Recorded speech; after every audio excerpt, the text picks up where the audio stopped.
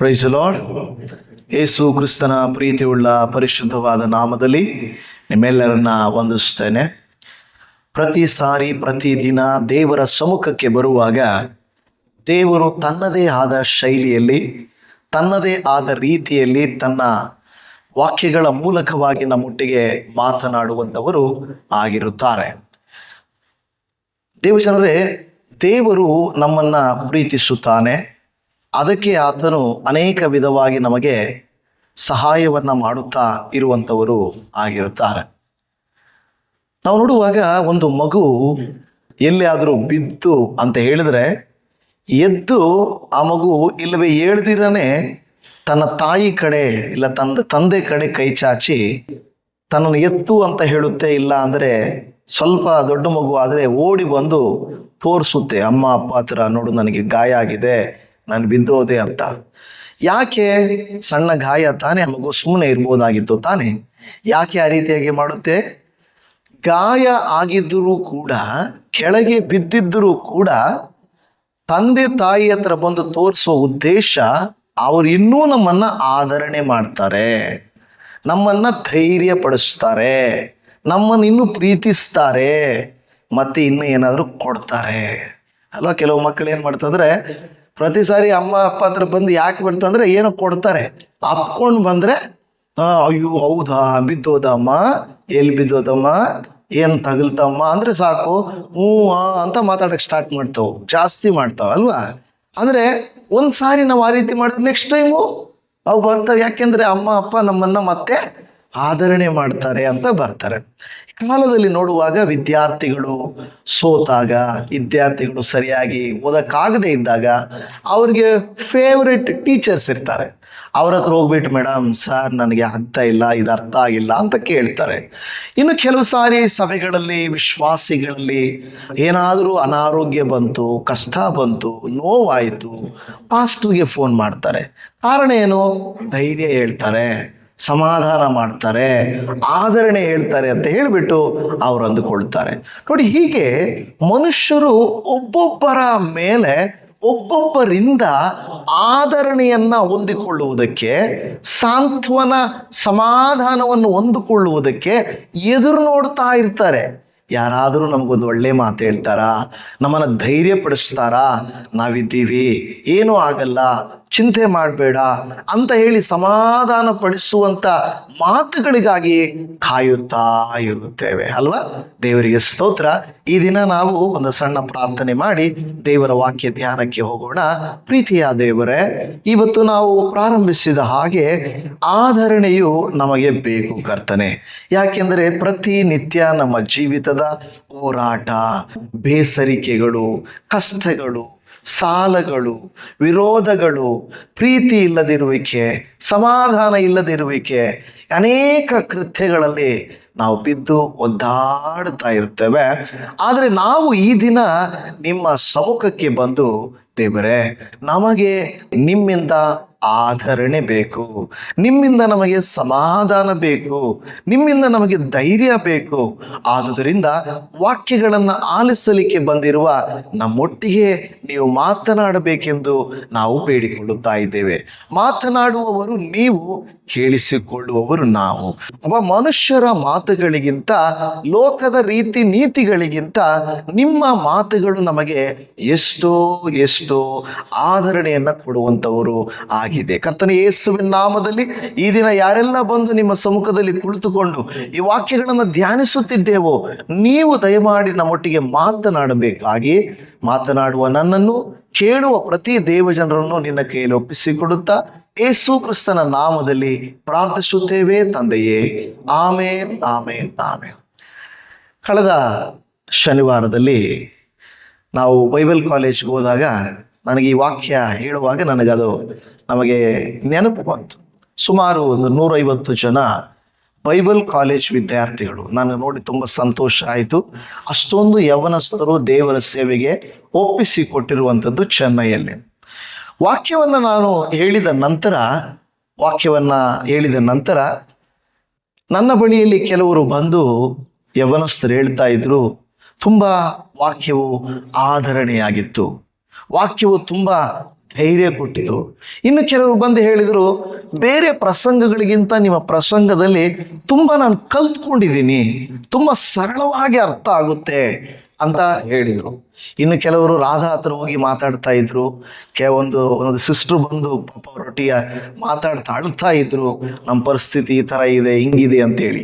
ಅಂದರೆ ನಾನು ನೆನಪು ಮಾಡಿಕೊಳ್ತಾ ಇದ್ದೆ, ನಾವಲ್ಲ, ದೇವರ ವಾಕ್ಯ ಯವನಸ್ಥರಲ್ಲೂ ಕೂಡ ಕ್ರಿಯೆ ಮಾಡುತ್ತೆ.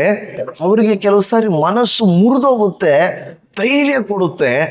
ಯಾರನ್ನು ಬೇಕಾದರೂ ಕಳೆದ ದಿನಗಳಲ್ಲಿ ನಾವು ಎಲ್ಲೋ ಮೈಸೂರು ಕಡೆ ಹೋದಾಗ, ಎಚ್ ಡಿ ಕೋಟೆ ಕಡೆಯಲ್ಲಿ, ಅಲ್ಲ ಕೆ ಆರ್ ಪೇಟೆ ಕಡೆ ಹೋದಾಗ ನೀವೆಲ್ಲ ಕಡೆ ನೋಡಿರ್ತೀರ, ಎಲ್ಲಿ ನೀರು ಬೀಳ್ತಾ ಇರುತ್ತೋ, ಮೇಲ್ಗಡೆಯಿಂದ ನೀರು ಬೀಳ್ತಾ ಇರ್ತದೋ, ಉದಾಹರಣೆಗೆ ಶಿವಮೊಗ್ಗದಲ್ಲಿ, ಸಾಗರದಲ್ಲಿ, ಎಲ್ಲಾದರೂ ಹೋಗಿ ನೋಡ್ರಿ, ನೀರು ಬಿದ್ದಿರೋ ಜಾಗದಲ್ಲಿ ಕಲ್ಲು ಕೂಡ ಏನಾಗಿರುತ್ತೆ, ಕಲ್ಲು ಕರಗೋಗಿ ಓಲುಗಳಾಗೋಗಿರುತ್ತೆ, ಸೌದಾಗಿ ಬಿಟ್ಟಿರ್ತವೆ.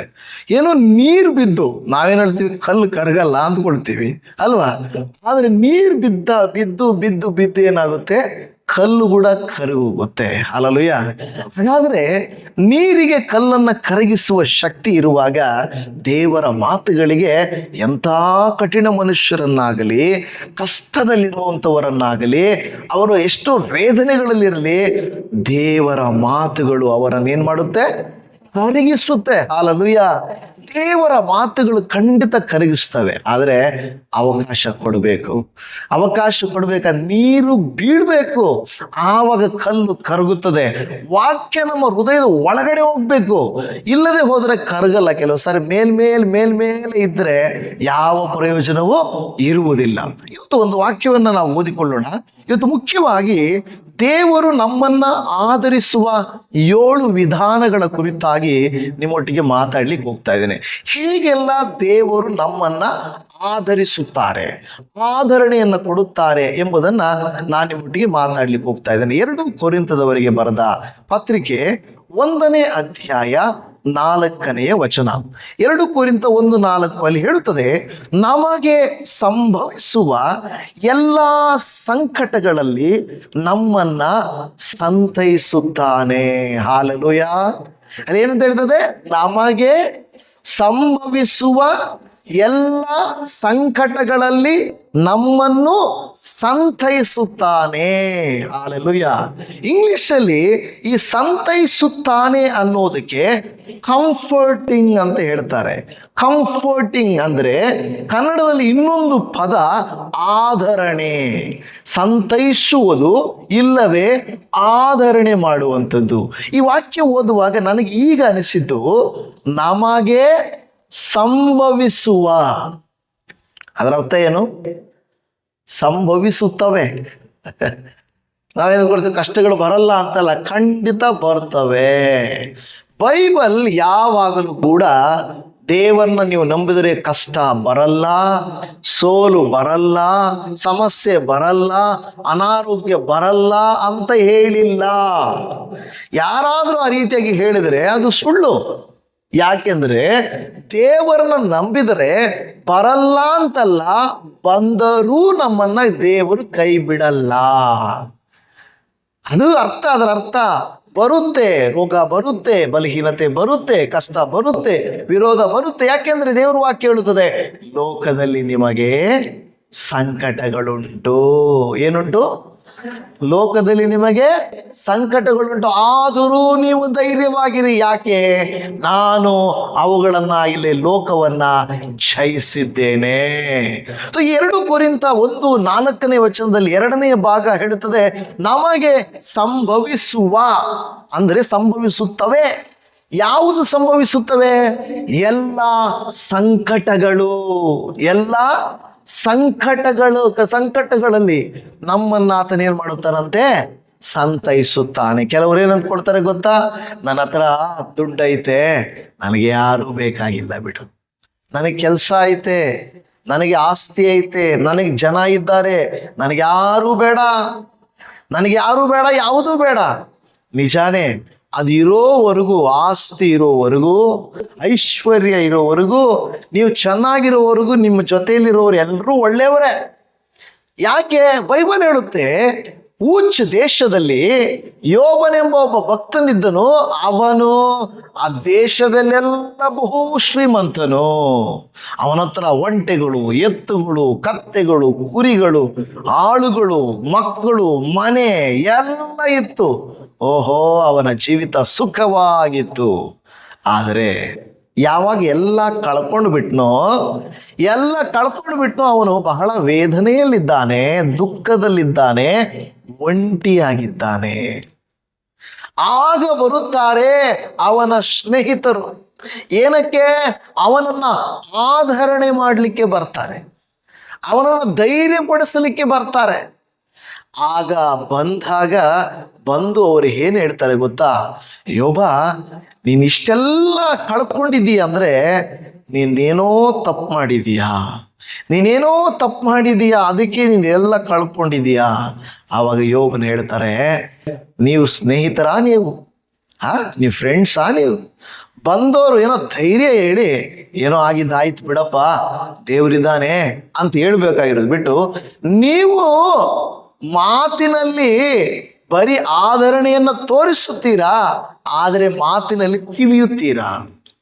ಕೆಲವರು ಹೆಂಗಂತೆ, ಮಾತಿನಲ್ಲಿ ತಿವಿಯೋದು. ನಮ್ಮನ್ನ ಹೊಗಳುವಂಗೂ ಇರುತ್ತೆ, ಇನ್ನೊಂದು ಕಡೆ ತೆಗೊಳ್ಳೋಂಗತನೂ ಇರ್ತದೆ. ಇವರು ಹೊಗಳ್ತಾ ಇದ್ದಾರಾ, ಇಲ್ಲ ನಮ್ಮನ್ನು ತೆಗಳ್ತಾ ಇದ್ದಾರಾ? ಇವರು ನಮಗೆ ಹೆಲ್ಪ್ ಮಾಡಕ್ ಬಂದವರ, ಇಲ್ಲ ನಮ್ಗೆ ಕಷ್ಟ ಕೊಡಕ್ ಬಂದವರ ಗೊತ್ತಿಲ್ಲ. ಕೆಲವರು ನಮಗೆ ಹೆಲ್ಪ್ ಮಾಡಕ್ ಬರಲ್ಲ, ನಮ್ಮ ಹತ್ರಿಂದ ಏನ್ ತಗೊಂಡು ಹೋಗ್ಬೇಕಾ ಅಂತ ಬರ್ತಾ ಇರ್ತಾರೆ. ಯಾವಾಗಲೂ ಅವ್ರ ಉದ್ದೇಶ ಹಾಗೆ. ಇವರು ಯಾವಾಗಲೂ ಬರೋದು ಬೇಸರ ಪಡಿಸು. ಅದರಲ್ಲಿ ಸ್ನೇಹಿತರು ಬಂದು ಒಂದು ಕಡೆ ಮಾತಾಡ್ತಾ ಇದ್ರೆ ಈ ಕಡೆಯಿಂದ ಹೆಂಡತಿಯಿಂದ ಬರ್ತಾಳೆ, ಬಂದ್ರ ಅಣ್ಣರೇ, ಹೇಳ್ರಿ ಚೆನ್ನಾಗಿ ಆತನಿಗೆ, ಚೆನ್ನಾಗಿ ಹೇಳ್ರಿ. ಯಾಕೆ ನೋಡ್ರಿ, ಅವ್ರಿಗೆ ಅರ್ಥನೇ ಆಗಿಲ್ಲ. ಎಲ್ಲ ಅವರು ಈ ಥರ ಮಾಡಿನೇ ಎಲ್ಲ ನಷ್ಟ ಮಾಡಿರೋದು. ಅದೇನೋ ಉರಿಯೋ ಬೆಂಕಿಗೆ ತುಪ್ಪ ಸುರಿದಂಗೆ ಕೆಲವು ಸಾರಿ ಯಾರಾದ್ರೂ ಬೈತಾ ಇರ್ತಾರಂತ ತಿಳ್ಕೊಳ್ಳಿ. ಬೀದಿಗಳಲ್ಲಿ ಎಲ್ಲಾದ್ರೂ ಜಗಳ ಆಯಿತು, ಏನೋ ತೊಂದರೆ ಆಯಿತು, ಈಗ ಎಲ್ಲೋ ಒಂದು ಕಾರು ಟಚ್ ಆಯಿತು, ಸ್ವಲ್ಪ ಏನೋ ಟಚ್ ಆಯಿತು, ಅವರಿಬ್ರು ಮಾತಾಡ್ಕೊಳ್ತಾ ಇರ್ತಾರೆ. ಏನಂತ, ಕಾಣಿಸಲ್ವಾ ನಿನಗೆ, ಹಿಂಗೆ ಮಾಡ್ತಾ ಇದೆಯಾ, ಹಿಂಗೋದೆ, ನಿಂದೆ ತಪ್ಪು ಅಂತ ಇರ್ತಾರೆ. ಇವರಿಬ್ರು ಮಾತಾಡ್ತಾ ಇರ್ತಾರೆ. ಇನ್ನೊಬ್ಬರು ಬರ್ತಾರೆ, ಹೌದಾ, ಯಾರು ನೋಡ್ಕೊಂಡು ಹೋಗೋಕ್ಕಾಗಲ್ಲ. ಇವ್ರಿಗೆ ಏನಕ್ಕೆ ಬೇಕಾಗಿತ್ತು? ಅಲ್ಲ, ಇಬ್ಬರು ಮಾತಾಡ್ಕೊಳ್ತಾ ಇದ್ದಾರೆ ತಾನೆ ಆಲ್ರೆಡಿ. ಅವರಿಬ್ಬರು ಏನೋ ನೋಡಿರೋರು, ತೊಂದರೆ ಆಗಿರೋರು ಅವರಿಬ್ಬರು ಮಾತಾಡ್ಕೊಳ್ಳಿ. ಏನು ನೋಡದೇ ಇರೋರು ಬಂದು, ಅಲ್ಲಪ್ಪ ನೋಡ್ಕೊಂಡ್ ಬರೋದಿರ, ಇವನ್ನೇನು ನೋಡೇ ಇರಲ್ಲ, ಏನು ನಡೀತು ಅಲ್ಲಿ ಸಂಭವ ಗೊತ್ತೇ ಇರಲ್ಲ, ಬಂದ್ಬಿಟ್ಟು ಅವನಿಗೆ ಸಪೋರ್ಟ್ ಒಂದಿಬ್ಬರು, ಇವನಿಗೆ ಸಪೋರ್ಟ್ ಒಂದಿಬ್ಬರು, ಎಲ್ಲ ಅಡ್ಡ ಹಾಕೊಂಡು ದಾರಿ ಅಡ್ಡ ಮಾಡಿಬಿಟ್ಟಿರ್ತಾರೆ. ಇದನ್ನ ನೋಡೋಕ್ಕೆ ನಾವೆಲ್ಲರೂ ಹೋಗೋದು, ಇನ್ನೇನು ನಡೆದೋಯ್ತೋ ಅಲ್ಲಿ ಅಂತೇಳಿ. ಅಲ್ಲಿ ಹೋದ್ರೆ ಅವರು ಎಲ್ಲರೂ ಸೇರ್ಕೊಂಡು ಜಗಳ ಮಾಡ್ತಾ ಇರ್ತಾರೆ ಅಲ್ವಾ. ಅಂದರೆ ಕೆಲವರು ಬಂದು ಸಮಾಧಾನ ಮಾಡಿ, ಆಯ್ತಣ್ಣ ಏನೋ ಆಗಿದೆ ಬನ್ನಿ ಮಾತಾಡ್ಕೊಂಡು ಏನೋ ಇದು ಮಾಡ್ಕೊಳ್ಳಬೇಕು. ಕೆಲವರು ಹಂಗಲ್ಲ, ಏನಯ್ಯ ನೀನು ಯಾಕೆ ಹೆಂಗೆ ಮಾಡಿದೆ ಅಂತ ಮಾತಾಡುವಂಥವ್ರು. ಹೀಗೆ ನಾವು ನೋಡುವಾಗ ಆದರಣೆ ಮಾಡುವ ರೀತಿಯಲ್ಲಿ ಚುಚ್ಚುವ ಮಾತುಗಳನ್ನು ಆಡುವಂಥದ್ದು ನಾವು ನೋಡುತ್ತೇವೆ. ಚುಚ್ಚು ಮಾತನಾಡುವಂಥದ್ದು ಇಲ್ಲಿ. ಅದಕ್ಕೆ ದೇವರ ವಾಕ್ಯ ಹೇಳ್ತಾ ಇರುವಂಥದ್ದು, ನಮಗೆ ಅನೇಕ ಸಂಕಟಗಳು ಸಂಭವಿಸಿದಾಗಲೂ ಯಾರು ನಮ್ಮನ್ನ ಸಂತೈಸ್ತಾರೆ? ಯಾರು? ಹೌದು, ಮನುಷ್ಯರ ಸಂತೈಸುವಿಕೆ ಕೆಲವು ಸಾರಿ ಓಕೆ, ಆದರೆ ದೇವರ ಸಾಂತ್ವನ ನಮಗೆ ಬೇಕು. ಹಲ್ಲೆಲೂಯಾ. ಅದಕ್ಕೆ ಹೇಳ್ತದೆ ಇಂಗ್ಲಿಷಲ್ಲಿ, god is the source of our comfort. ಅಂದರೆ ನಮ್ಮ ಆಧರಣೆಗೆ ಮೂಲನು, ನಮ್ಮ ಆಧರಣೆ ಎಲ್ಲಿಂದ ಉಗಮ ಆಗುತ್ತದೆ, ಎಲ್ಲಿಂದ ಉಗಮ ಆಗುತ್ತದಂದ್ರೆ ಅದು ದೇವರಿಂದ. ಅದು ತಿಳ್ಕೊಂಡಿರ್ಬೇಕು. ಫಸ್ಟ್ ಥಿಂಗು, ನಮಗೆ ಲೋಕದವರಂತೆ ಹಣದಿಂದಲ್ಲ, ಬೇರೆ ಯಾವುದರಿಂದಲ್ಲ, ಮೊದಲು ನಮಗೆ ನಮ್ಮ ಆಧರಣೆಗೆ ಮೂಲನು ಯಾರು? ನಮ್ಮ ದೇವರು. ಅಷ್ಟು ಅವರು ತಿವಿದು ಮಾತಾಡ್ತಾ ಇದ್ರು, ಅಷ್ಟು ಹೆಂಡತಿ ಒಂದು ಕಡೆ ಮಾತಾಡ್ತಾ ಇದ್ರು, ಅವನು ಮಾತ್ರ ದೇವರನ್ನೇ ನೆನೆಸ್ಕೊಳ್ತಾ ಇದ್ದ, ದೇವರೇ ಕನಿಕರಿಸಪ್ಪ ಅಂತೇಳಿ. ನನ್ನ ಪ್ರಿಯ ದೇವಜನವೇ, ಈಗ ನಾವು ನೋಡುವಾಗ ಎಷ್ಟೋ ಆಧರಣೆ ಅವನಿಗೆ ಸಿಕ್ಕಿದ್ದು ಖಂಡಿತವಾಗಿ ಬೇರೆ ಯಾರಿಂದಲೂ ಅಲ್ಲ, ದೇವರಿಂದ ಅವನಿಗೆ ಸಿಕ್ಕಿತು ಅಂತ ನಾವು ನೋಡುತ್ತಾ ಇದ್ದೇವೆ. ಇದೇ 2 ಕೊರಿಂಥ 1ನೇ ಅಧ್ಯಾಯದ 3ನೇ ವಚನ ನೋಡಿ. ಅದರ ಹಿಂದೆ ಇದೆ, ಆತನು ಕನಿಕರವುಳ್ಳ ತಂದೆಯು ಸಕಲ ವಿಧವಾಗಿ ಸಂತೈಸುವ ದೇವರು ಆಗಿದ್ದು. ಯಾಕೆ ದೇವರು ನಮ್ಮನ್ನು ಆಧರಿಸ್ತಾರೆ? ಯಾಕೆ ಆಧರಿಸ್ತಾನೆ? ಈ ವಾಕ್ಯ ಹೇಳುತ್ತದೆ, ಆತನು ಕನಿಕರವುಳ್ಳ ತಂದೆ. ಎಂತ ತಂದೆ? ಕನಿಕರವುಳ್ಳ ತಂದೆ. ಈಗ ಒಂದು ಮಗು ಬಿದ್ದೋಯ್ತು, ಬಿದ್ದಾಗ ಅಲ್ಲಿ ಇಲ್ಲಿ ಇರೋರು ಇರ್ತಾರೆ, ಸ್ವಲ್ಪ ಓಡಾಡೋರು, ಅವ್ರು ಬಂದು ಎತ್ತುತ್ತಾರೆ, ಅಯ್ಯೋ ಮಗು ಬಿದ್ದೋದಲ್ಲಪ್ಪ, ಎದ್ದೇಳಪ್ಪ ಅಂತಾರೆ. ಅದೇ ಜಾಗದಲ್ಲಿ ನಿಜವಾದ ಅಪ್ಪ ಇಲ್ಲ ಅಮ್ಮ ಇದ್ರೆ ಅವರ ಮಾತಿಗೂ ಇವರ ಮಾತಿಗೆ ಎಷ್ಟು ವ್ಯತ್ಯಾಸ ಇರುತ್ತಲ್ವಾ? ಅಯ್ಯೋ ನನ್ನ ಮಗು ಬಿದ್ದೋಯ್ತು ಅಂತೇಳಿ ಓಡಿ ಹೋಗಿ ಎತ್ಕೊಂಡು ಏನಾಯ್ತಪ್ಪ ಏನಾಯ್ತು ಅಂತೇಳಿ ಮಾತಾಡ್ತಾರೆ. ಆದ್ರೆ ಹೊರಗಿನವರು ಎದ್ಬಿಟ್ಟು ಅಯ್ಯೋ ಮಗು ಬಿದ್ದೋದಲ್ಲ, ನೋಡ್ಕೊಂಬಾರ್ದ ಅಂತಾರೆ. ನೋಡಿ, ಅದಕ್ಕೆ ದೇವರು ಯಾಕೆ ನಮ್ಮನ್ನ ಆಧರಿಸುತ್ತಾರೆ ಅಂದರೆ ಆತನು ಕನಿಕರವುಳ್ಳ ತಂದೆ. ಹಾಲೆಲೂಯ. ದೇವರು ನಮ್ಮ ಪರಿಸ್ಥಿತಿ ನೋಡಿ ಸುಮ್ಮನೆ ಇರುವಂಥವನಲ್ಲ. ಹೋದ್ರೆ ಹೋಗ್ಲಿ ಬಿಡು, ಬೇರೆಯವ್ರ ಥರ ಹೌದಾ ಬಿದ್ದೋದಾ, ಅಯ್ಯೋ ನೋಡ್ಕೊಂಡು ಹೋಗಕ್ಕಾಗಲ್ವಾ ಅನ್ನುವಂಥ ರೀತಿಯಲ್ಲಿ ಅಲ್ಲ. ಆತನು ಬಂದು ನಮ್ಮನ್ನ ಆಧರಿಸುತ್ತಾನೆ, ಆತನು ಸಂತೈಸುತ್ತಾನೆ. ಯಾಕೆಂದರೆ ಆತನಲ್ಲಿ ಆ ಆಧರಣೆ ಇದೆ. ಆತನು ಕನಿಕರವುಳ್ಳ ತಂದೆ, ಸಕಲ ವಿಧವಾಗಿ ಸಂತೈಸುವ ದೇವರು. ಮಗುಗೆ ತಾಯಿ ಏನ್ ಮಾಡ್ತಾಳೆ? ಬರೀ ಆಯ್ತು ಮಗು ಬಿದ್ದೋಗ್ಬಿಟ್ಟ ಹೌದಮ್ಮ ಅನ್ನಲ್ಲ. ಏನ್ ಮಾಡ್ತಾಳೆ? ಗಾಯಕ್ಕೆ ಮದ್ದಾಗ್ತಾಳೆ. ಅದಕ್ಕಿಂತ ಮೊದಲು ಆ ಮಗುಗೆ ಚಾಕ್ಲೇಟ್ ಕೊಡ್ಬೇಕು, ಏನಾದ್ರು ತಿಂಡಿ ಕೊಡ್ಬೇಕು, ಇಲ್ಲಾಂದ್ರೆ ಅಳು ನಿಲ್ಸಲ್ಲ ಅದು, ಹೌದಲ್ಲ? ಫಸ್ಟ್ ಏನ್ ಮಾಡ್ಬಿಡ್ತಾರೆ? ಏನಾದ್ರೂ ತಿಂಡಿ ಕೊಟ್ಬಿಡ್ತಾರೆ ಕೈಲಿ. ಹೌದಾ ಬಾಬಾ ನಿನಗೆ ಇದು ಕೊಡ್ತೀನಿ, ಬಾ ನಿನಗೆ ಏನೋ ಮ್ಯಾಂಗೋ ಕೊಡ್ತೀನಿ, ಚಾಕ್ಲೇಟ್ ಕೊಡ್ತೀನಿ, ಐಸ್ ಕ್ರೀಮ್ ತಗೊಡ್ಲಾ ಅಂತ ಹೇಳುವಾಗ ಹ್ಞೂ ಅಂತೇಳ ಅಳೋವಾಗಲೂ ಹ್ಞೂ ಬೇಕು, ಐಸ್ ಕ್ರೀಮ್ ಬೇಕು ಅಂದ್ಬಿಡ್ತದೆ. ಓಕೆ, ಐಸ್ ಕ್ರೀಮ್ ಕೊಟ್ಟ ತಕ್ಷಣ ನೋವು ಅರ್ಧ ಕಡಿಮೆ ಆಗ್ಬಿಡ್ತದೆ. ಓಕೆ, ಆಮೇಲೆ ಏನು ಸ್ವಲ್ಪ ಆಯಿಂಟ್ಮೆಂಟ್ ಹಾಕೋದು, ಆಮೇಲೆ ಅದು ಕೆಳಕ್ಕೂ ಇಳಿಯಲ್ಲ ಮಗು ತಿರುಗಿ.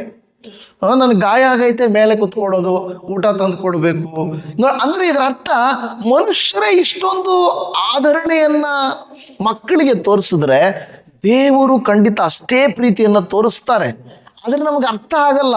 ದೇವರು ನನ್ನನ್ನು ನೋಡಿಲ್ಲ, ನನಗೆ ಸಹಾಯ ಮಾಡಿಲ್ಲ ಅಂತ ಅಂದುಕೊಳ್ಳುತ್ತೇವೆ. ನಾವು ಬಿದ್ದಾಗ, ನೊಂದಾಗ, ನೋವು ಪಟ್ಟಾಗ, ಕಷ್ಟಪಟ್ಟಾಗ ದೇವರು ಮನಮರುಗುವ ದೇವರಾಗಿದ್ದಾನಂತೆ. ಹಲ್ಲೆಲೂಯಾ. ಏನಾಗ್ತಾನೆ? ಆತನು ಮನಮರುಗುವ ದೇವರು. ನಾವು ಆತನ ಕಡೆಗೆ ನೋಡದೆ ಹೋದ್ರು ಆತನ ನಮ್ಮ ಕಡೆಗೆ ನೋಡ್ತಾ ಇರ್ತಾನೆ. ನನ್ನ ಮಗಳು, ನನ್ನ ಮಗು ಹೆಂಗಿದೆ, ಏನ್ ಮಾಡ್ತಾ ಇದಾರೆ ಅಂತ ಸದಾ ಕಾಲವು ದೇವರು ತನ್ನ ದೂತರನ್ನ ಕಳಿಸ್ತಾನಂತೆ. ಇದು ಒಂದು ವಿಷಯ ಅರ್ಥ ಮಾಡ್ಕೋಬೇಕು. ಯಾರಿಗೆ ದೇವರು ಆ ರೀತಿ ಸಹಾಯ ಮಾಡ್ತಾನೆ? ಯಾರು ನಿಜವಾಗಿ ಪ್ರತಿದಿನ ದೇವರೊಟ್ಟಿಗೆ ಸಂಬಂಧ ಇಟ್ಟುಕೊಂಡಿರ್ತಾರೋ, ದೇವರನ್ನೇ ಅನುಸರಿಸಿ ಅಪ್ಪ ನೀನೇ ನನಗೆಲ್ಲ ಅಂತ ಇರ್ತಾರೋ, ಅವರಿಗೆ ಖಂಡಿತ ದೇವರ ಸಹಾಯ ಸಿಗುತ್ತೆ. ಆದರೆ ನಾವು ಯಾವಾಗಲೂ ಭಾನುವಾರಕ್ಕೊಂದು ದಿವಸನೋ, ನಮಗೆ ಅವಕಾಶ ಟೈಮ್ ಸಿಕ್ಕಾಗ ಒಂದು ದಿವಸನೋ ಬಂದರೆ ಹಂಗಲ್ಲ. ನಮ್ಮ ದೇವರ ಸಂಬಂಧ ನಿರಂತರವಾಗಿರೋ ಪ್ರತಿಯೊಂದು ನಾವು ಹೇಳ್ಕೋಬೇಕು ದೇವರಿಗೆ. ನಮ್ಮ ಫ್ರೆಂಡ್ಸ್ಗೆ ಕೆಲವು ಸಾರಿ ಹೇಳ್ಕೊಳ್ತೀವಲ್ವ, ಏನಾದರೂ ಆಯ್ತಂದ್ರೆ ನಮ್ಮ ಅಪ್ಪ ಅಮ್ಮಗೋ ಇಲ್ಲ ಸ್ನೇಹಿತರಿಗೋ ನಮ್ಗೆ ಗೊತ್ತಿರೋರ್ಗು ಫೋನ್ ಮಾಡಿ ಪ್ರತಿದಿನ ಫೋನ್ ಮಾಡಿ ಹೇಳ್ತಾ ಇರ್ತಾರೆ, ಅಮ್ಮ ಹಿಂಗಾಯ್ತು, ಅಪ್ಪ ಹಿಂಗಾಯ್ತು, ಬ್ರದರ್ ಹಿಂಗಾಯ್ತು, ಪಾಸ್ಟರ್ ಹಿಂಗಾಯ್ತು ಹೇಳ್ತಾ ಇರ್ತಾರೆ. ಹಿಂಗೆ ನಡೀತು. ಇಷ್ಟೊಂದು ಜನರಿಗೆ ನಾವು ಹೇಳುವಾಗ ದೇವರ ಹತ್ರನು ಪ್ರಾರ್ಥನೆಯಲ್ಲಿ ಎಲ್ಲಾ ವಿಷಯಗಳನ್ನ ದೇವರ ಮುಂದೆ ನಾವು ತಗೊಂಡು ಹೋಗ್ಬೇಕು. ಸೊ ಅಲ್ಲಿ ಹೇಳ್ತಾ ಇರುವಂಥದ್ದು, ಯಾಕೆ ದೇವರು ನಮ್ಮನ್ನು ಆಧರಿಸುತ್ತಾರೆ ಅಂದರೆ ಆತನು ಕನಿಕರವುಳ್ಳ ತಂದೆಯು ಸಕಲ ವಿಧವಾಗಿ ಸಂತೈಸುವ ದೇವರು ಆಗಿದ್ದಾನೆ.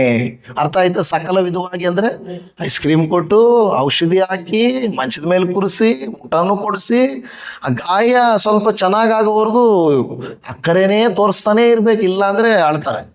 ಸೊ ಹಾಗೆ ದೇವರು ನಮಗೆ ಸಕಲ ವಿಧವಾಗಿ ಆಧರಣೆಯನ್ನ ತೋರಿಸುತ್ತಾರೆ ಎಂದು ನೋಡ್ತಾ ಇದ್ದೇವೆ.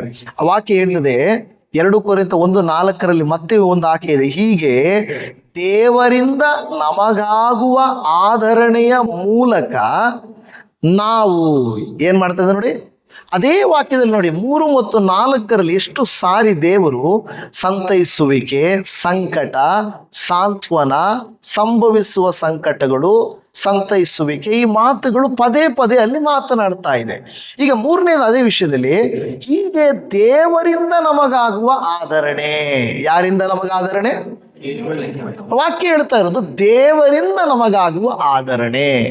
ಬಹಳ ಚೆನ್ನಾಗಿ ಅರ್ಥ ಮಾಡಿಕೊಳ್ಬೇಕು. ಆದರಣೆ ಮೊದಲನೇದು, ನಮಗೆ ಆದರಣೆ ಆಗುತ್ತೆ. ಯಾಕೆ ದೇವರು ನಮ್ಮನ್ನ ಆದರಣೆ ಮಾಡ್ತಾರೆ?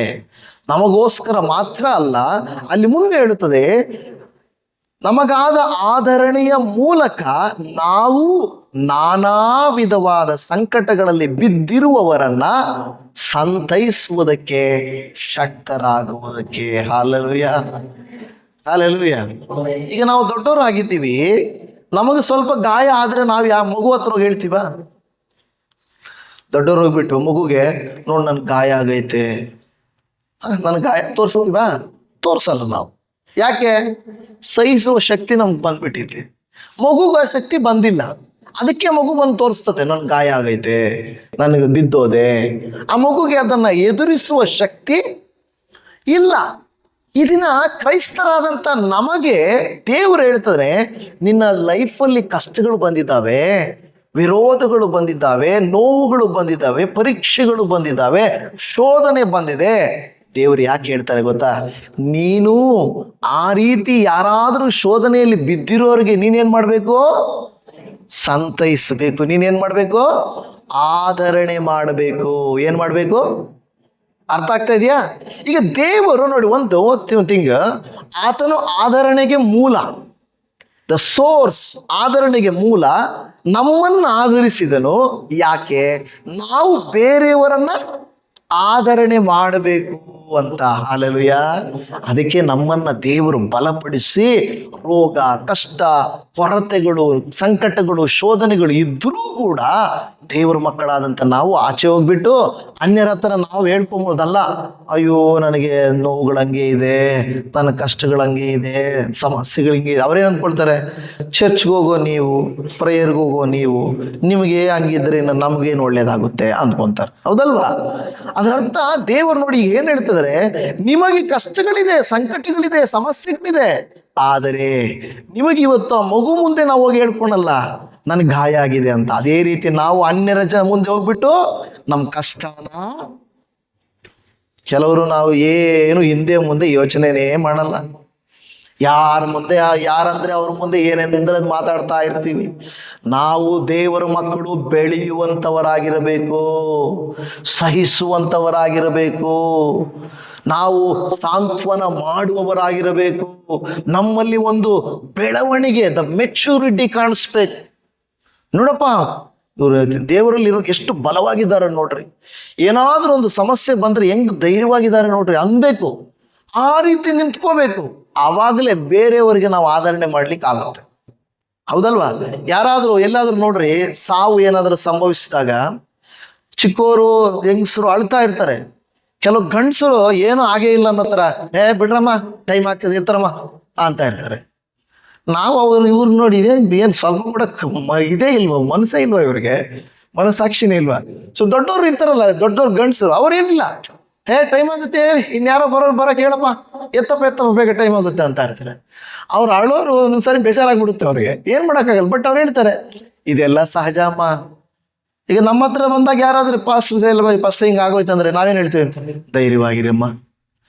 ನಾವು ಅವ್ರಿಗೆ ಅನಿಸ್ಬೋದು ಇವರೇನು ಇಷ್ಟು ಸುಲಭವಾಗಿ ಹೇಳ್ತಾರಂತ ಅನಿಸ್ಬೋದು.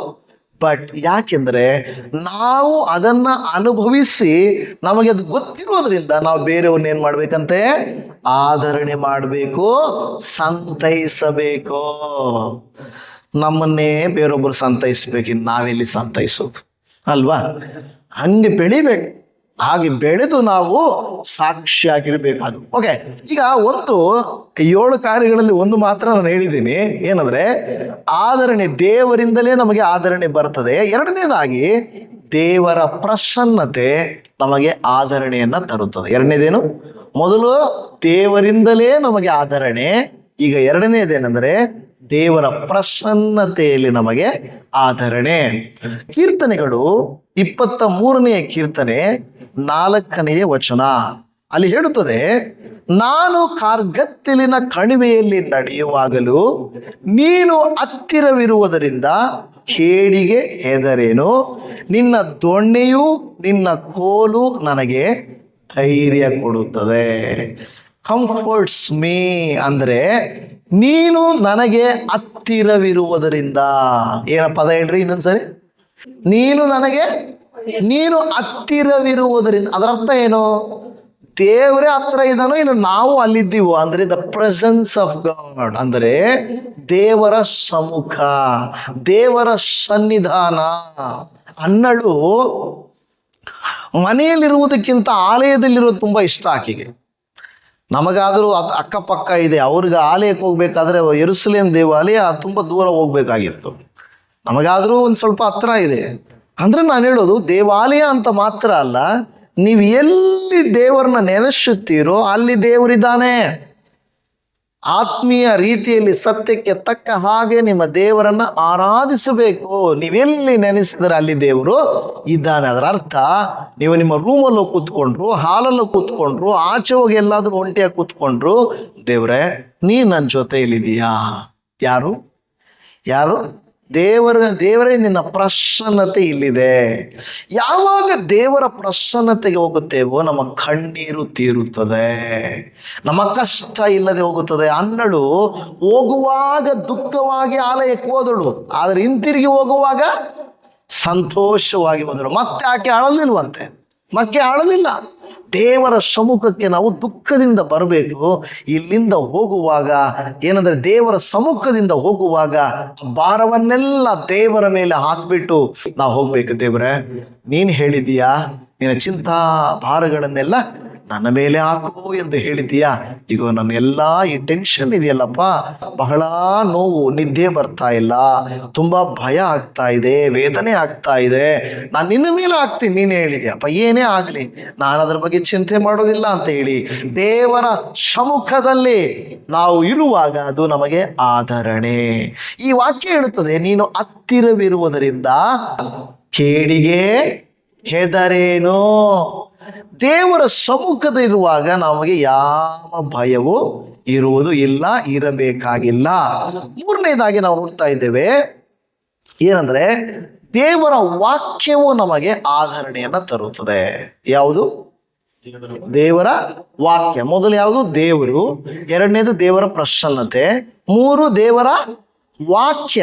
ದೇವರ ವಾಕ್ಯ ನಮಗೆ ಏನ್ ಮಾಡುತ್ತಂದ್ರೆ ಆಧರಣೆಯನ್ನು ತರುವಂಥದ್ದಾಗಿದೆ. ಕೀರ್ತನೆಗಳ ಗ್ರಂಥ 119ನೇ ಕೀರ್ತನೆ 50ನೇ ವಾಕ್ಯ. ನಿನ್ನ ನುಡಿಯು ನನ್ನನ್ನ ಚೈತನ್ಯಗೊಳಿಸುತ್ತದೆ, ಆಪತ್ ಕಾಲದಲ್ಲಿ ಇದೇ ನನಗೆ ಆಧರಣೆ. ಯಾವುದು ನನಗೆ ಆಧರಣೆ ಅಂತ ಹೇಳ್ತಾ ಇದೆ ಕೀರ್ತನೆ? ಏನಂತ ಹೇಳ್ತು? ಸ್ಟಾರ್ಟಿಂಗ್ ಅಲ್ಲಿ ಏನ್ ಹೇಳ್ತು? ನಿನ್ನ ನುಡಿಯು. ಯಾವುದು? ನಿನ್ನ ನುಡಿಯು. ಅಲ್ಲಿ ಹೇಳ್ತದೆ, ನನ್ನನ್ನು ಚೈತನ್ಯಗೊಳಿಸುತ್ತದೆ, ಆಪತ್ ಕಾಲದಲ್ಲಿ ಅದೇ ನನಗೆ ಆಧರಣೆ. ಆಪತ್ ಕಾಲದಲ್ಲಿ ನನಗೆ ಆಧರಣೆ. ದೇವರ ನುಡಿ ಒಂದಿದೆಯಲ್ವಾ, ದೇವರ ಮಾತು. ಕೆಲವು ಸಾರಿ ಯಾರಾದರೂ ಮನುಷ್ಯರು ನಮಗೆ ಹೇಳಿದ್ರೆ, ಕೊಡ್ತೀನಿ ಸುಮ್ಮನೆ ಇರು ಅಲ್ವಾ, ನನಗೆ ತುಂಬಾ ಹಣದ ಅವಶ್ಯಕತೆ ಇದೆ, ಬರೋ ತಿಂಗಳು ದುಡ್ಡು ಬೇಕು, ಫೀಸ್ ಕಟ್ಟಬೇಕು, ಇಲ್ಲ ಬಾಡಿಗೆ ಕಟ್ಟಬೇಕು, ಇಲ್ಲ ಸಂಘದ ಕಟ್ಟಬೇಕು, EMI ಕಟ್ಟಬೇಕು, ತುಂಬಾ ಟೆನ್ಷನ್ ಆಗ್ತಾ ಇರ್ತದೆ, ಬೇರೆ ಏನೂ ಅವಕಾಶನೇ ಇರಲ್ಲ. ನಮಗೆ ಗೊತ್ತಿರೋರು ಒಬ್ರದ್ರ ಕೇಳ್ತೀವಿ, ನನಗೆ ದಯಮಾಡಿ ಪ್ಲೀಸ್ ನನಗೆ ನೆಕ್ಸ್ಟ್ ಮಂತು ಒಂದು 15ನೇ ತಾರೀಕು ನನಗೆ ಸ್ವಲ್ಪ ದುಡ್ಡು ಬೇಕು. ಅವ್ರೇನು ಹೇಳ್ತಾರೆ? ಒಂದೇ ಒಂದು ಮಾತಾಡ್ತಾರೆ, ಕೊಡ್ತೀನಿ. ಏನಂತ ಹೇಳ್ತಾರೆ? ಕೊಡ್ತೀನಿ. ಅವಾಗ ನಮಗೇನೊಂದು ಧೈರ್ಯ ಬರುತ್ತೆ, ಅವ್ರು ಹೇಳಿದ್ದಾರೆ ಕೊಡ್ತಾರೆ. ಆ ಕೊಡ್ತೀನಿ ಅನ್ನೋ ಒಂದು ಮಾತು ನಮಗೆ ಎಷ್ಟೋ ಆಧರಣೆಯಾಗಿರ್ತದೆ. ಕೊಡ್ತಾರೋ ಕೈ ಎತ್ತಾರೋ ಆಮೇಲೆ ವಿಷಯ, ಕೊಡ್ತಾರೋ ಕೈ ಎತ್ತಾರೋ ಬೇರೆ ವಿಷಯ. ಆದ್ರೆ ಕೊಡ್ತೀನಿ ಅಂದ್ರಲ್ಲ, ಸಾಕು ಬಿಡಪ್ಪ. ಎಲ್ಲಾದ್ರೂ ಮಕ್ಕಳಿಗೆ ಅಡ್ಮಿಷನ್ ಬೇಕು, ಪ್ರಿನ್ಸಿಪಲ್ ಹೇಳ್ತಾರೆ ಆಯ್ತು ಕೊಡೋಣ ಅಲ್ವಾ, ಆಯ್ತು ನೋಡೋಣ ಅಂದ್ರು ಅಂದ್ರೆ, ಅಬ್ಬಾ ಮೇಡಮ್ ಹೇಳಿದಾರೆ ಆಯ್ತು ನೋಡೋಣ. ಯಾರಾದರೂ ಇಂಟರ್ವ್ಯೂಗಳಿಗೆ ಹೋಗಿ ಇಂಟರ್ವ್ಯೂ ಎಷ್ಟು ಅಟೆಂಡ್ ಮಾಡಿ ಬರ್ತಾರೆ. ಒಂದು ಕಡೆ ಅಟೆಂಡ್ ಮಾಡಿದಾಗ ಆಯಿತು ನೋಡೋಣ, ಅಲ್ಲ ಪರವಾಗಿಲ್ಲ ಕೊಡೋಣ ಆಯಿತು ಅಂತಿರ್ತಾರೆ. ಆವಾಗ ನಮಗೆ ಓ ನನಗೆ ಜಾಬು ಸಿಕ್ತು, ಎಷ್ಟು ಆದರಣೆ ಆಗಿರ್ತದಲ್ಲ. ಮನುಷ್ಯರು ಒಂದು ಮಾತು ಕೊಡ್ತೀನಿ, ನೋಡೋಣ, ಮಾಡ್ತೀನಿ, ಬರ್ತೀನಿ ಅಂತ ಹೇಳಿದಾಗ ನಮ್ಗೆ ಇಷ್ಟೊಂದು ಆದರಣೆ ಆದರೆ, ದೇವರ ವಾಕ್ಯ ಹೇಳ್ತಾರೆ ನಿನ್ನ ನುಡಿಯು, ದೇವರು ಹೇಳ್ತಾನೆ ನಾನು ನಿನ್ನನ್ನು ಕೈ ಬಿಡುವುದಿಲ್ಲ ಅನ್ನೋ ಪದಕ್ಕೆ ಎಷ್ಟು ಸ್ಟ್ರೆಂತ್ ಇದೆಯಲ್ಲ. ನಾನೇ ನಿನ್ನ ಜೊತೆಯಲ್ಲಿ ಬರ್ತೀನಿ ಅಂತ ಹೇಳಿದಾನೆ, ನಾನೇ ನಿನಗಾಗಿ ಯುದ್ಧ ಮಾಡ್ತೀನಿ ಅನ್ನೋದು ಎಷ್ಟು ಸ್ಟ್ರೆಂತ್ ಇದೆಯಲ್ಲ ಮಾತುಗಳಲ್ಲಿ. ಕೊಡ್ತೀನಿ, ಬರ್ತೀನಿ, ನೋಡೋಣ ಅನ್ನೋರು ಮಾತಲ್ಲಿ ಇಷ್ಟು ನಂಬಿಕೆ ನಮಗಿದ್ರೆ, ದೇವಾದಿ ದೇವರು ಹೇಳಿರ್ತಾನೆ ನಾನು ನಂಬಿದವ್ರನ್ನ ಕೈ ಬಿಡಲ್ಲ, ಒಂಟಿಯಾಗಿ ಬಿಡಲ್ಲ, ಕಷ್ಟಕ್ಕೆ ಒಳಪಡಿಸಲ್ಲ, ಮೇಲೆತ್ತುತ್ತೀನಿ, ಕಾಪಾಡ್ತೀನಿ, ಧೈರ್ಯಪಡಿಸ್ತೀನಿ, ಚೈತನ್ಯ ಮಾಡ್ತೀನಿ ಅಂತ ಹೇಳಿದಂಥ ಮಾತುಗಳು ಎಷ್ಟೊಂದು ಆಧರಣೆಯಾಗಿದೆ. ನಿನ್ನ ನುಡಿಯು ನನಗೆ ಆಧರಣೆ, ನಿನ್ನ ನುಡಿಯು ನನ್ನನ್ನು ಚೈತನ್ಯಗೊಳಿಸುತ್ತದೆ ಅಲ್ವಾ. ಡಾಕ್ಟರ್ ಹೇಳ್ತಾರೆ, ಆಸ್ಪತ್ರೆಗೆ ಹೋದಾಗ ಡಾಕ್ಟರ್ ಹೇಳ್ತಾರೆ, ಹೇ ಏನೂ ಆಗಿಲ್ಲಮ್ಮ ನಿನಗೆ, ಒಂದು 2-3 ದಿನದಲ್ಲಿ ಎದ್ದು ನಿಂತ್ಕೊಂತೀಯ ನೋಡು ಅಂದ ತಕ್ಷಣ ಅವ್ರಿಗೆ ಒಂಥರ ಏನೋ ಬಲ ಬಂದಂಗೆ ಆಗೋಗುತ್ತೆ, ಆಪ ಸರೋಗುತ್ತೆ, ನನಗೆ ಸರೋಗುತ್ತೆ ಅಂತ. ಅದೇ ಡಾಕ್ಟ್ರು ಇಲ್ಲಮ್ಮ ಅಂದರೆ ಅವ್ರು ಇದ್ದಿದ್ದು ಕುಗ್ಗೋಗ್ತಾರೆ, ಅಯ್ಯಯ್ಯೋ ಏನು ಆಗಲ್ವೇನೋ ಅಂದ್ಬಿಡ್ತಾರೆ. ಆ ರೀತಿ ಒಂದು ನುಡಿಯು, ಒಂದು ಮಾತು ಡಾಕ್ಟ್ರು ಹೇಳಿದೆ, ಅವ್ರು ಹೇಳಿದ ನೋಡೋಣಮ್ಮ ಆಗುತ್ತೆ, ನಾವು ಇದ್ದೀವಿ ಅಂದರೆ ಸಾಕು, ಧೈರ್ಯ ಬಂದ್ಬಿಡುತ್ತೆ. ಅದೇ ಚಾನ್ಸ್ ಇಲ್ಲಮ್ಮ ಅಂದರೆ ಬಹಳ ಕುಗ್ಗಿ ಹೋಗ್ಬಿಡ್ತೇವೆ ನೋಡಿ. ದೇವರ ನುಡಿಯು ನಮ್ಮನ್ನು ಚೈತನ್ಯಗೊಳಿಸುತ್ತದೆ. ಆಪತ್ ಕಾಲದಲ್ಲಿ ಅದೇ ನನಗೆ ಆಧರಣೆ. ಹಾಲೆಲೂಯಾ. ಮಾತು ಇನ್ನೊಂದು ಹೇಳ್ತದೆ, 4ನೇದಾಗಿ ಹೋಗೋಣ. ದೇವರ ವಾಕ್ಯ, ದೇವರ ವಾಗ್ದಾನ ನಮ್ಮನ್ನ ಆಧರಣೆ ಮಾಡುತ್ತದೆ. ಒಂದೇ ಏನು ಹೇಳಿದೆ, ದೇವರೇ ನಮ್ಮನ್ನು ಆಧರಿಸ್ತಾರೆ. 2ನೇದು ಏನು ಹೇಳಿದೆ, ದೇವರ ಪ್ರಸನ್ನತೆ. 3 ದೇವರ ನುಡಿ. ಈಗ 4 ದೇವರ ವಾಗ್ದಾನ. ನುಡಿ ವಾಗ್ದಾನ ಒಂದೇ ಥರ ಇದ್ರೂ ಕೂಡ ಬೇರೆ.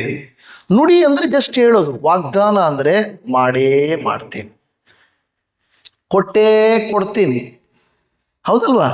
ಅದು ವಾಗ್ದಾನ, ದೇವರ ವಾಗ್ದಾನವಾಗಿದೆ. ಯೆಶಾಯನ ಪ್ರವಾದನೆ ಗ್ರಂಥ 41ನೇ ಅಧ್ಯಾಯ 10ನೇ ವಚನವನ್ನು ನೋಡಿದ್ರೆ, ನಾನೇ ನಿನ್ನೊಂದಿಗಿದ್ದೇನೆ, ದಿಗ್ಭ್ರಮೆಗೊಳ್ಳದಿರು, ನಾನೇ ನಿನ್ನ ದೇವರು, ನಾನು ನಿನ್ನನ್ನು ಬಲಪಡಿಸುತ್ತೇನೆ, ಹೌದು ನಿನಗೆ ಸಹಾಯ ಕೊಡುತ್ತೇನೆ, ನನ್ನ ಧರ್ಮದ ಬಲಗೈಯನ್ನು ನಿನಗೆ ಆಧಾರ ಮಾಡುತ್ತೇನೆ. ಇಲ್ಲಿ ನೋಡೋಣ ಅಲ್ಲ, ಮಾಡ್ತೀನಿ. ಮುಗಿದೋದು. ಒಂದು ಕೊಟ್ಟ ವಾಗ್ದಾನ ಅಂದ್ರೆ ಅದು ನೋಡೋಣ ಇಲ್ಲ, ಆ ಟೈಮಲ್ಲಿ ನೋಡೋಣ ಅಲ್ಲ. ಅದು ಇಲ್ಲಿ ಹೇಳ್ತಾ ಇರುವಂಥದ್ದು ಕಂಪ್ಲೀಟ್ ಪ್ರಾಮಿಸ್. ಪ್ರಾಮಿಸ್ ಅಂದರೆ ಡೆಫಿನೆಟ್, ನಾನು ಮಾಡೇ ಮಾಡ್ತೀನಿ. ಏನಂತ ಹೇಳ್ತೇನೆ, ನಾನೇ ನಿನ್ನೊಂದಿಗಿದ್ದೇನೆ. ಮುಗೀತು ಕತೆ. ಎಲ್ಲೋ ಇದ್ದೀನಿ, ಬರ್ತೀನಿ, ನೋಡೋಣ ಅಲ್ಲ, ನಾನೇ ನಿನ್ನೊಂದಿಗಿದ್ದೇನೆ. ಅದು ದೇವರ ವಾಕ್ಯ ಹೇಳ್ತಾ ಇರೋದು. ದಿಗ್ಭ್ರಮೆಗೊಳ್ಳದಿರು, ನಾನೇ ನಿನ್ನ ದೇವರು. ನೋಡಲ್ಲಿ ಹೇಳ್ತದೆ, ಬಲಪಡಿಸುತ್ತೇನೆ, ಸಹಾಯ ಕೊಡುತ್ತೇನೆ, ಆಧಾರ ಮಾಡುತ್ತೇನೆ. ಆಲ್ರೆಡಿ ನಾನು ನಿನ್ನ ಜೊತೆಯಲ್ಲಿದ್ದೀನಿ, ನಾನು ಮಾಡ್ತೀನಿ. ದಟ್ ಈಸ್, ಅದು ನಮಗೆ ವಾಗ್ದಾನ. ಏನದು? ವಾಗ್ದಾನ. ಸೊ ದೇವರು ನಮಗೆ ಹೇಗೆ ಆಧರಣೆ ಮಾಡ್ತಾರಂತೆ? ತನ್ನ ವಾಗ್ದಾನದ ಮೂಲಕ ನಮಗೆ ಆಧರಣೆಯನ್ನ ಮಾಡ್ತಾರೆ. ಎಷ್ಟಾಯ್ತು ಈಗ? 4 ಆಯ್ತು. ಈಗ 5ನೇದಾಗಿ ನಾವು ನೋಡುವಾಗ, ದೇವರ ಆತ್ಮನಿಂದ ನಮ್ಮನ್ನ ಆಧರಿಸುತ್ತಾನೆ. ದೇವರ ಆತ್ಮನು, ಇಲ್ಲವೇ ಪವಿತ್ರ ಆತ್ಮನು ಅಂತ ನಾವು ಹೇಳ್ತೀವಲ್ಲ. ಯೋಹಾನನು ಬರೆದ ಸುವಾರ್ತೆ 14:16. ಯೋಹಾನ 14:16. ಆಗ ನಾನು ನನ್ನ ತಂದೆಯನ್ನ ಕೇಳಿಕೊಳ್ಳುವೆನು, ಆತನು ನಿಮಗೆ ಬೇರೊಬ್ಬ ಸಹಾಯಕನನ್ನ ಸದಾಕಾಲ ನಿಮ್ಮ ಸಂಗಡ ಇರುವುದಕ್ಕೆ ಕೊಡುವನು. ಯಾರನ್ನ ಕೊಡ್ತಾರಂತೆ? ಸಹಾಯಕನನ್ನ ಸದಾಕಾಲ ನಿಮ್ಮ ಸಂಗಡ ಇರುವುದಕ್ಕೆ ಕೊಡುವನು. ಈ ಸಹಾಯಕ ಅನ್ನುವುದಕ್ಕೆ ಇಂಗ್ಲಿಷಲ್ಲಿ ಏನು ಗೊತ್ತಾ? ಕಂಫರ್ಟರ್. ಯಾರು? ಕಂಫರ್ಟರ್ ಅಂದರೆ ಆಧರಣೆಯನ್ನ ಮಾಡುವವನು, ಸಹಾಯವನ್ನು ಕೊಡುವವನು. ಯಾರು? Holy spirit. ಯಾರ ಬಗ್ಗೆ ಮಾತಾಡ್ತದೆ? ಪವಿತ್ರಾತ್ಮನ ಬಗ್ಗೆ ಮಾತನಾಡ್ತಾ ಇದೆ. Holy spirit, through his holy spirit, ಆತನ ಆತ್ಮನ ಮೂಲಕ. ನೋಡಿ, ದೇವರಿಂದ, ದೇವರ ಸಮ್ಮುಖದಲ್ಲಿ, ದೇವರ ನುಡಿಯಲ್ಲಿ, ದೇವರ ವಾಗ್ದಾನದಲ್ಲಿ, ದೇವರ ಆತ್ಮನ ಮೂಲಕ ನಮಗೆ ಆದರಣೆಯು ಉಂಟಾಗುವಂಥದ್ದಾಗಿದೆ. ಯಾಕೆಂದರೆ ದೇವರ ಯೇಸು ಸ್ವಾಮಿನೇ ಹೇಳಿದ್ದಾರೆ, ನಾನೊಬ್ಬ ಸಹಾಯಕನನ್ನು ನಿಮಗೆ ಕಳುಹಿಸುತ್ತೇನೆ ಎಂಬುದಾಗಿ ಹೇಳ್ತಾ ಇದೆ. ಆರನೇದಾಗಿ ನಾವು ನೋಡುವಾಗ, ದೇವರು ಮುರಿದ ಮನಸ್ಸುಳ್ಳವರನ್ನ ಕಟ್ಟುತ್ತಾನೆ. ಕೀರ್ತನೆಗಳ ಗ್ರಂಥ 34ನೇ ಅಧ್ಯಾಯ 18ನೇ ವಾಕ್ಯ ಹೇಳುತ್ತದೆ, ಮುರಿದ ಮನಸ್ಸುಳ್ಳವರಿಗೆ ಯೆಹೋವನು ನೆರವಾಗುತ್ತಾನೆ, ಕುಗ್ಗಿ ಹೋದವರನ್ನು ಉದ್ಧಾರ ಮಾಡುತ್ತಾನೆ. ಅಂದ್ರೆ ಕ್ರಿಯೆ ಮಾಡ್ತಾನೆ, ಆತನೇ ಕಟ್ತಾನೆ, ಆತನೇ ಕಟ್ತಾನೆ. ನಾನೇ ಇಲ್ಲಿ ಹೇಳ್ತದೆ, ನಾನು ಏನು ಮಾಡ್ತದೆ, ನಾನು ನಿನಗೆ ನೆರವಾಗುತ್ತಾನೆ. ಆತನ ನೆರವಾಗ್ತಾನೆ, ಮುರಿದ ಮನಸ್ಸುಳ್ಳವರನ್ನು ಕಟ್ತಾನೆ ಆತ. ಹಲ್ಲೆಲೂಯಾ. ನೋಡಿ, ದೇವರು ಹೇಗೆ ಆಧರಿಸ್ತಾನಂದ್ರೆ, ನಿಮ್ಗೆ ಗೊತ್ತು, ಒಂದು ಸಮಾರ್ಯ, ಒಳ್ಳೆ ಸಮಾರ್ಯನ ಕತೆ ನಿಮ್ಗೆ ಗೊತ್ತಿದೆ. ಯೇಸು ಸ್ವಾಮಿ ಹೇಳಿದ್ರು, ನೋಡ್ಕೊಂಡು ಹೋಗೋರು ತುಂಬಾ ಜನ, ಆದರೆ ಮಾಡೋನು ಒಬ್ಬನು, ಸಮಾರ್ಯದವನು. ಯೇಸು ಸ್ವಾಮಿ ಬರೀ ಬೋಧಿಸುವವನಲ್ಲ, ಬರೀ ವಾಗ್ದಾನ ಮಾಡುವವನಲ್ಲ, ಆತನು ಕ್ರಿಯೆ ಮಾಡುವವನು. ಯೇಸು ಸ್ವಾಮಿ ತನ್ನ ಶಿಷ್ಯರ ಪಾದಗಳನ್ನು ತೊಳೆದನು. ಸುಮ್ಮನೆ ಹೇಳ್ಬೋದಾಗಿತ್ತು, ನೀವು ತೊಳಿಬೇಕಪ್ಪ ಅಂತ ಹೇಳಿದ್ರೆ, ಅಲ್ಲ, ತೊಳೆದು ತೋರಿಸಿದನು. ನೀವು ಪ್ರಾರ್ಥಿಸ್ಬೇಕಪ್ಪ ಅನ್ಲಿಲ್ಲ, ಪ್ರಾರ್ಥಿಸಿ ತೋರಿಸಿದನು. ಪ್ರಾಣ ಕೊಡ್ಬೇಕಪ್ಪ ಅಂತಲ್ಲ, ಪ್ರಾಣ ಕೊಟ್ಟು ತೋರಿಸಿದನು. ಕ್ಷಮಿಸ್ಬೇಕಪ್ಪ ಅಂತ ಹೇಳ್ಬಿಟ್ಟು ವಿರೋಧಿಸೋದಲ್ಲ, ಕ್ಷಮಿಸಿದನು. ಯೇಸು ಸ್ವಾಮಿ ಜೀವಿತದಲ್ಲಿ ಅನೇಕರು ಕೇಳ್ತಾರೆ, ಆತನೇ ದೇವರಾದ್ರೆ ಯಾಕೆ ಪ್ರಾರ್ಥಿಸ್ಬೇಕು, ಆತನೇ ದೇವರಾದ್ರೆ ಯಾಕೆ ಕ್ಷಮಿಸ್ಬೇಕು, ಆತನೇ ದೇವರಾದ್ರೆ ಯಾಕೆ ಹಿಂಗೆ ಮಾಡಿದ್ರು. ಯಾಕಂದ್ರೆ ಆತನು ಯಾಕೆ ಪಾದ ತೊಳಿಬೇಕಾಗಿತ್ತು? ಆತನ ದೇವರ ಬರೀ ಬಾಯಲ್ಲಿ ತೊಳಿಬೇಕಪ್ಪ ಅಂದ್ಬಿಟ್ಟಿದ್ರೆ ಏನು ಹೇಳೋರು? ಆಮೇಲೆ ಅದಕ್ಕೆ ನಿಮ್ಮ ದೇವ್ರು ಬರೀ ಬಾಯಲ್ಲಿ ಹೇಳಿದ್ರೆ ಏನು ಮಾಡಿದ್ರೇನು ಅಂತಾರೆ. ಮಾಡಿದ್ರು, ಅಯ್ಯೋ ನಿಮ್ಮ ದೇವ್ರು ಮಾಡಿದ್ರು ಅಂತಾರೆ. ಮಾಡಿಲ್ಲ ಅಂದ್ರೆ ನಿಮ್ಮ ದೇವ್ರು ಸುಮ್ಮನೆ ಹೇಳೋರೆ ಅಂತಾರೆ.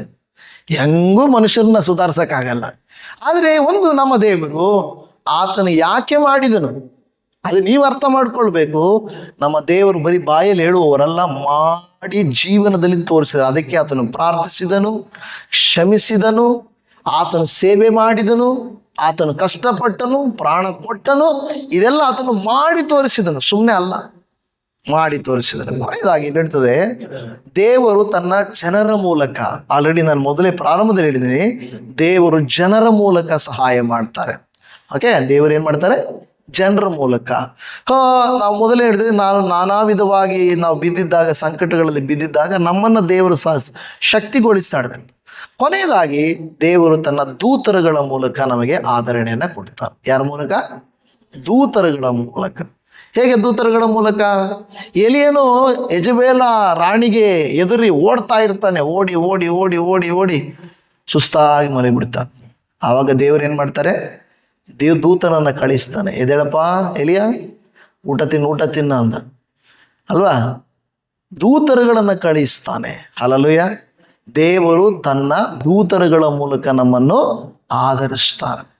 ಕೆಲವರಿಗೆಲ್ಲ ದೇವದೂತರು ಬಂದು ಮರಿಯಳಿಗೆಲ್ಲ, ಮರಿಯಳೇ ನೀನು ಧನ್ಯಳು ಎಂದು ಆದರಣೆ ಮಾಡಿ, ಕುರುಬರೇ ನೀವು ಭಯ ಪಡಬೇಡ್ರಿ ಅಂತ ಆದರಣೆ ಮಾಡಿದ್ರು ಅಲ್ವಾ?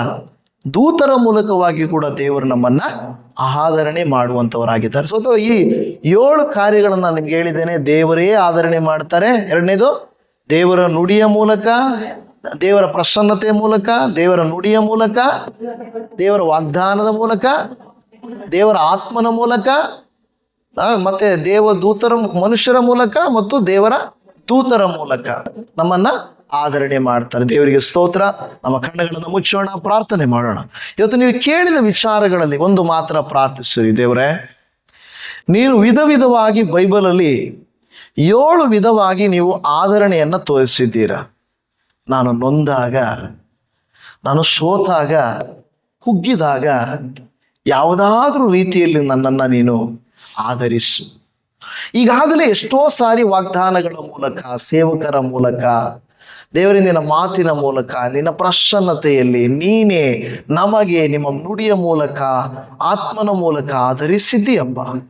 ಇನ್ನು ಮುಂದೆಯೂ ಅದೇ ರೀತಿಯಾಗಿ ನಮ್ಮನ್ನು ಆಧರಿಸಿ, ಸಂತೈಸಿ, ಧೈರ್ಯಪಡಿಸಿ, ನಿನ್ನ ಕೃಪೆ, ಕರುಣೆ, ದಯೆಗಳನ್ನು ನಮಗೆ ತೋರಿಸು ಎಂದು ಬೇಡಿಕೊಳ್ಳುತ್ತಾ ಇದ್ದೇವೆ ಅಪ್ಪ. ನಾವು ನಿಮ್ಮಿಂದ ಆದರಣೆ ಹೊಂದಿದವರಾಗಿ ಬೇರೆಯವರನ್ನ ನಾವು ಆದರಣೆ ಮಾಡಬೇಕೆಂದು ನಿನ್ನ ವಾಕ್ಯ ನಮಗೆ ಇವತ್ತು ಹೇಳುತ್ತಾ ಇದೆ. ಇಸಪ್ಪ, ಬರೋ ದಿನಮಾನಗಳಲ್ಲಿ ನಾವು ಅದೇ ರೀತಿಯಲ್ಲಿ ನಿಮ್ಮ ನಾಮವನ್ನ, ನಿಮ್ಮ ಕರ್ತನೇ ದೇವರ ನಾಮವನ್ನು ನಾವು ಘನಪಡಿಸುವಂತೆ ಅಪ್ಪ ನೀವು ನಮಗೆ ತೋರಿಸಿದ ಕೃಪೆಗಾಗಿ ಸ್ತೋತ್ರ ಮಾಡುತ್ತಾ ಇದ್ದೇವೆ. ಕರ್ತನೇ, ನೀನು ಒಳ್ಳೆಯವನಾದ ಕರ್ತನು, ಪರಿಶುದ್ಧನಾದ ದೇವರು, ಪ್ರೀತಿ ಸ್ವರೂಪನಾದ ದೇವರು, ನಮ್ಮನ್ನು ಆಧರಿಸುವ ದೇವರು. ನಿಮ್ಮ ಆಧರಣೆಯ ಮೂಲಕ ನಮ್ಮನ್ನು ನಡೆಸಿದ್ದಿ, ಇನ್ನು ಮುಂದೆಯೂ ನಡೆಸುತ್ತಿ ಎಂದು ನಂಬುತ್ತಾ, ಅನೇಕರು ರೋಗದಲ್ಲಿದ್ದಾರೆ, ಕಷ್ಟದಲ್ಲಿದ್ದಾರೆ, ಕೊರತೆಯಲ್ಲಿದ್ದಾರೆ, ಕಣ್ಣೀರಿನಲ್ಲಿದ್ದಾರೆ, ಅಪ್ಪ ದೇವರ ಸಮಸ್ಯೆಗಳಲ್ಲಿದ್ದಾರೆ, ಭಯಗಳಲ್ಲಿದ್ದಾರೆ. ಅಂಥವರನ್ನೆಲ್ಲ ಈ ವಿಧವಾಗಿ ನೀವು ಅವರನ್ನು ಆಧರಿಸಿ, ಧೈರ್ಯಪಡಿಸಿ, ನಿನ್ನ ನಾಮ ಮಹತ್ತನ್ನು ಅವರಿಗೆ ತೋರಿಸಿಕೊಡಬೇಕೆಂಬುದಾಗಿ ಪ್ರಾರ್ಥನೆ ಕೇಳಿದ ಕರ್ತರೇ, ನನಗೆ ಸ್ತೋತ್ರ ಮಾಡುತ್ತಾ, ನಮ್ಮನ್ನು ಪ್ರಾರ್ಥಿಸಿದ ಪ್ರತಿಯೊಬ್ಬರನ್ನು ನಿನ್ನ ಕೈಯಲ್ಲಿ ಕೊಡುತ್ತಾ, ಆಧರಿಸುವಾತನಾಗಿರುವ, ಸಂತೈಸುವಾತನಾಗಿರುವ ಯೇಸುವಿನ ಮಧುರವಾದ ನಾಮದಲ್ಲಿ ಬೇಡಿದ್ದೇವೆ ತಂದೆಯೇ. ಆಮೇನ್, ಆಮೇನ್, ಆಮೇನ್.